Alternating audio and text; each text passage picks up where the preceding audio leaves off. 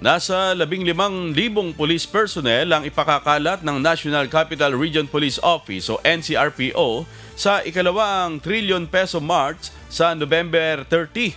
Ayon kay NCRPO spokesperson Police Major Hazel Asilo, bukod pa dito ang reinforcement ng mga pulis mula sa Region 3, Region 4A at iba pang kalapit na probinsya. Hindi na anya hahayaan ng NCRPO na maulit ang nangyaring gulo noong September 21 rally sa Maynila. Pinaiigting din ng NCRPO ang kanilang monitoring sa social media para makita kung mayroong mga nanghihikayat na makiisa sa protesta.